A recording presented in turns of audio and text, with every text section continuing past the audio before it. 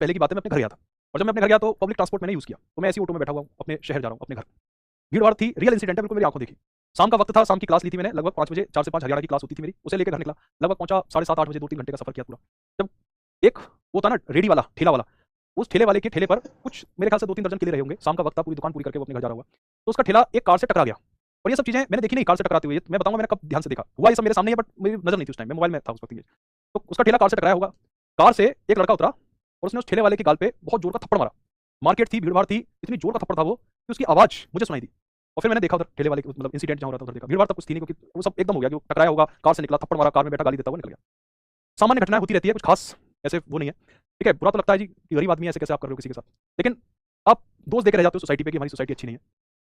ये सब क्या हुआ कि इस इंसिडेंट के बाद एक बेचैनी रही और मैं आपको इंसिडेंट सुना रहा हूँ। वो घटना के बाद मेरी नज़र गई उस आदमी के साथ में एक छोटा बच्चा था, जो मेरे ख्याल से 7-8 साल का रहा होगा और उस बच्चे ने जब अपने पिताजी को ऐसे पिटते हुए देखा, 8 साल के उस बच्चे ने, तो वो डर गया, सहम गया, है ना?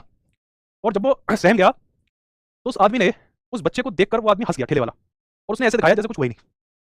जब मैंने ये घटना देखी, तो मुझे मेरे पिताजी याद आ गए कि वो एक ऐसी प्राइवेट नौकरी करते हैं और सुबह जाते हैं 9 बजे और शाम को हँसते हुए घर में घुसते हैं, है ना?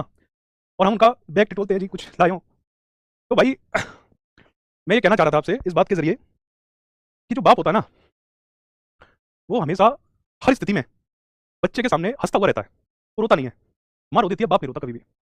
वो आदमी हँस दिया शायद इसलिए क्योंकि उसने अपने बच्चे के आगे खुद को एक सुपरमैन की तरह दिखाया होगा ऑलवेज़। और सुपरमैन कभी रोते नहीं है, पिटते भी नहीं है। लेकिन रियल वर्ल्ड में नहीं होता ना ऐसा। तो वो जो मोमेंट था, उस मोमेंट पे जो मैंने एक इमोशन और एक संवेदना महसूस की, मुझे लगा मैं इसे आपको बताऊँगा।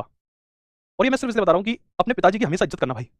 मैं सच कह रहा हूँ आपसे, कितना दुःख, दर्द दुनिया से लड़ के हो सकता है जहाँ नौकरी कर रहे हो वहाँ कोई उनके पीछे लग गया उनकी नौकरी खाने को। बहुत दुष्ट लोग होते हैं। वो नौकरी बचा रहे हैं, तमाम टेंशन वो सब झेल रहे हैं, तुमको एक अच्छी ज़िंदगी देने के लिए। जैसे वो ठेले वाला ना, वो पिटने के बाद भी अपने बच्चे को देखकर हँस गया, उसने एक शब्द नहीं बोला, गाली भी नहीं दी उसने, वो चुपचाप निकल गया अपनी किस्मत को दोष देते हुए कि मैं गरीब हूँ।